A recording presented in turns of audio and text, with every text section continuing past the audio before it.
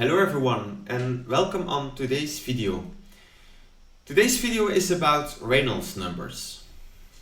Now, there are already quite a lot of good videos about the Reynolds number online. So why am I creating yet another one? It's because we want to look at Reynolds numbers from a different point of view. Reynolds numbers are a very important number when it comes to borefields, because it's at the very center of our borefield physics. The Reynolds number namely tells us something about the fluid regime of our water glycol mixture inside our borefield. And it's this fluid regime that is coupled to the borehole thermal resistance, which is then related to our temperature profiles we get out of our simulation. So if we want to design our borefields correctly, it's important that we care about this number and that we know how we can influence it and how that will change our final design. And that's what we'll be discussing in today's video. So let's get started. As I already mentioned, the Reynolds number tells you something about the fluid regime. Now, whenever you have a flow of something, be it air, water glycol or honey, inside a pipe or over a plate, whenever something flows, it flows in a certain regime. And to illustrate that, I've shown you two pictures of household weather taps. And the figure on your left is something you see whenever you open the tap to its fullest. The water comes flushing down, it's splashing everywhere. It's a very chaotic, a very turbulent behavior. So what's happening there is that the water droplets, they come out and they scatter around, they are mixing with each other. It's a very chaotic type of flow. On the other hand, if you open the tap just a little bit, the water comes down rather well behaved.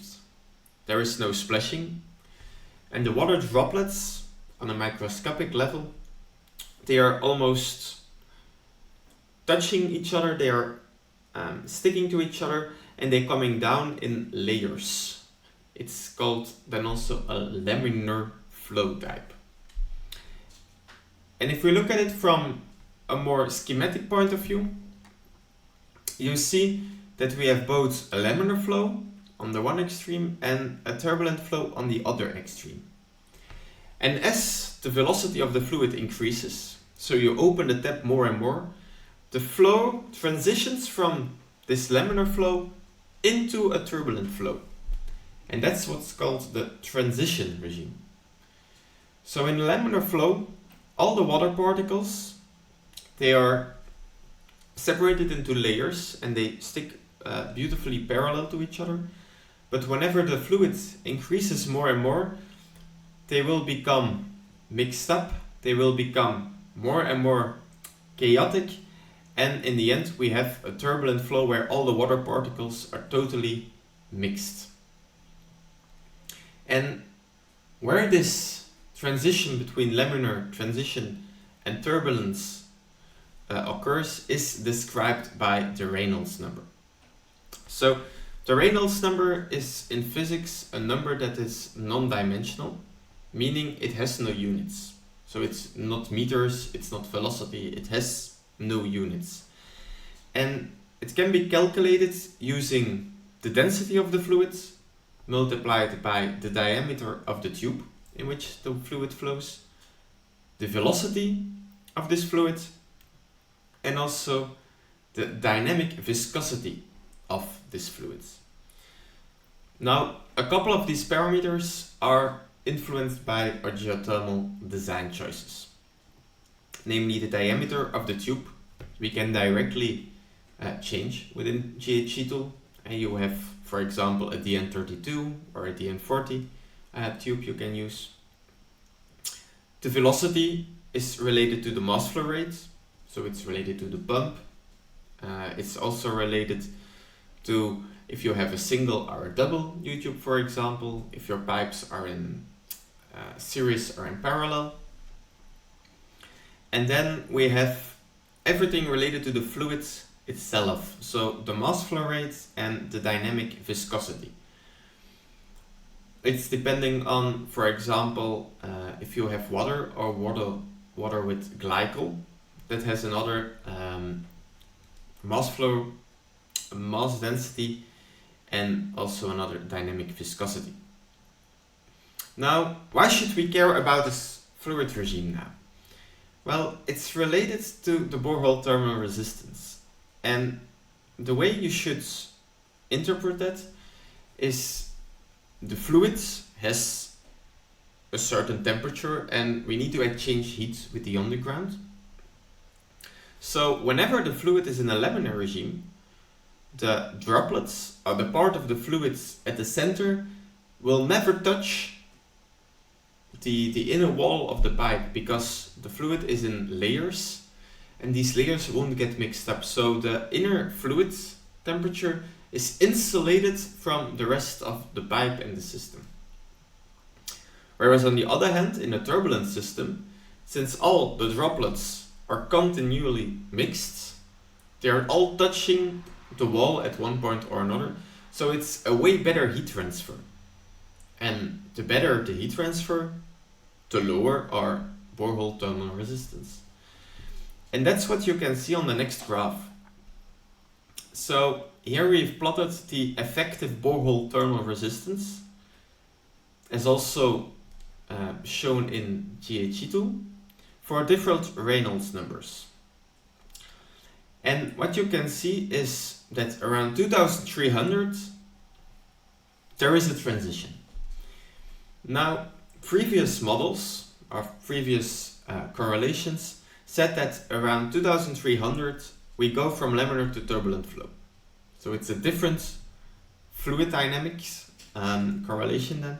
And that's what, for example, Earth Energy Designer, another geothermal sizing software, does. At 2300 it jumps from a laminar borehole thermal resistance over to a turbulent one. So there is a big gap there.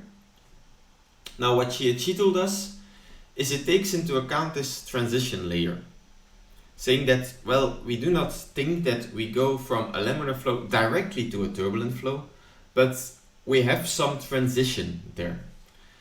And based on the latest models in fluid dynamics, we know that around 2300 we start with transitioning into turbulent flow, and you can see that the borehole thermal resistance already drops off rather quickly, but it's not until 4000 Reynolds that we end up in a fully developed turbulent flow. And since most of your borefield designs will be somewhere between these 2300 and 4000 Reynolds number, that's important to take into account this transition zone. So that's why we've included it into GHEtool Cloud to offer you the most accurate borehole thermal resistance calculation out there. Now, there is another important aspect before we jump over to GHEtool Cloud, and that's related to water glycol, let's say, and also to the temperature of the fluid.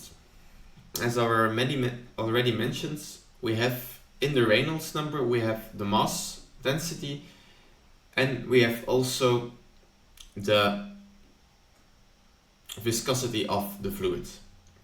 And these are two parameters that are related to the physics of the fluid itself.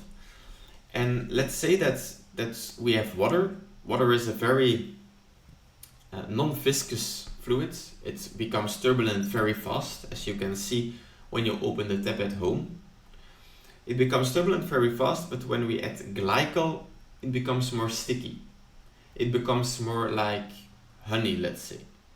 If you take a bottle of honey, you should press really, really hard in order to get the honey coming out in a turbulent way.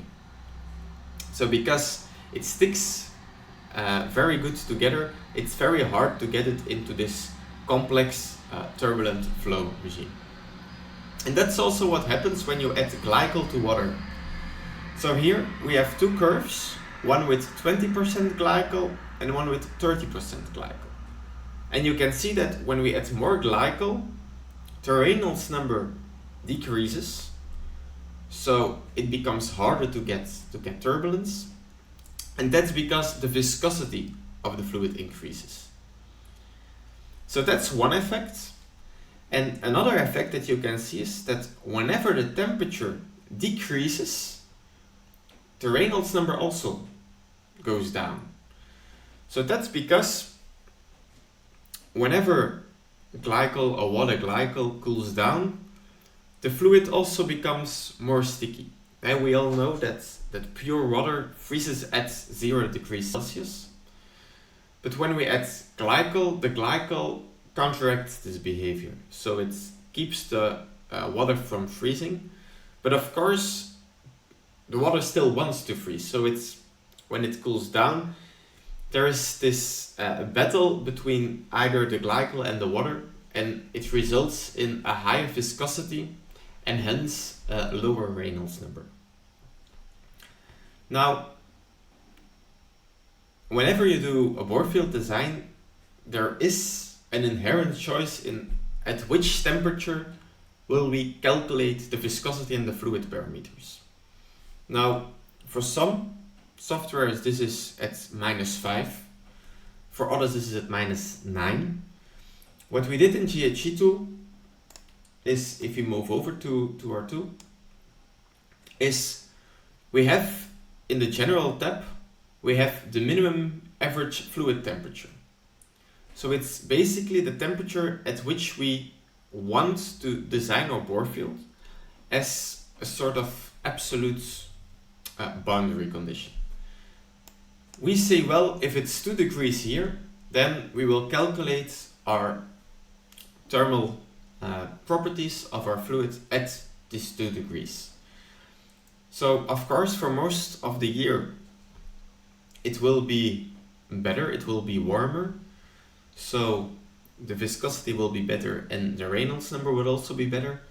But since we're calculating for a worst case design, we're working here with the minimum average fluid temperature. So in contrast to other software who uses -5 degrees, for example, we will end up with still an underestimation of the borehole thermal resistance, but with a more realistic boundary condition. So that's the temperature that's being used in the backend, just so you know. In the future, we will be developing a new model for the fluid where it automatically adapts the fluid parameters for every time interval. So we will have the most accurate prediction of the borehole thermal resistance at every point in time. But that's something for next year. On the borehole resistance step, there are parameters which are needed in order to change the Reynolds number. For example, we have here the different types of glycol.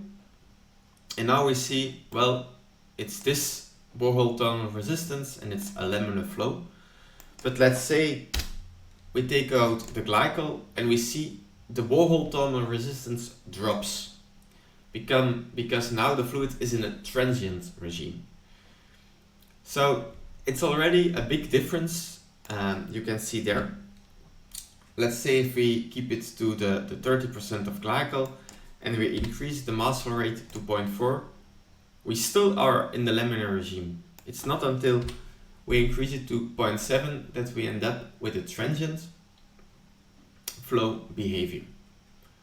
Now, if we calculate this, let's say we start with this 0.7 and we do our calculation.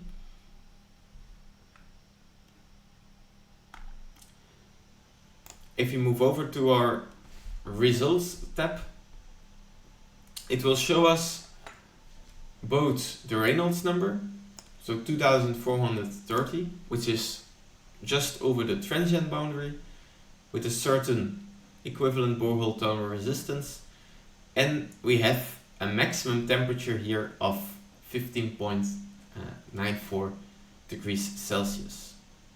Now let's say we duplicate this scenario and see what happens when we decrease the mass flow rate. So if I move back to the borehole resistance step and go back to our original point 2, we press calculate and we just wait for the simulation to finish. Then we see we have a way higher maximum temperature because the borehole thermal resistance is also bigger.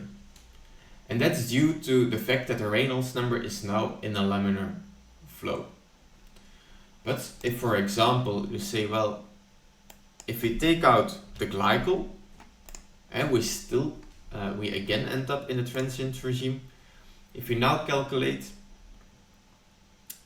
or simulate our borefields and we move over to the results, we will again see a better thermal performance because we now have again 2800 as a transient flow regime with also a better average fluid temperature. So that's basically everything I wanted to say about this Reynolds number. It's very important that you know in which regime you are sizing your borefield, because as we've discussed in this video, the Reynolds number, the higher the better, let's say. The higher it is, the better your borefield behaves thermally, and the smaller your borefield can be in the end. But on the other hand, there is also the pressure drop, which is also related to this fluid regime. But that's a topic for another video. So if you think this is interesting content for you or for your company, please consider subscribing. If you have other questions or you have an idea for another tutorial, please let us know. We'll be more than willing to create videos on your demand as well. And I hope I can see you next time. Take care. Bye.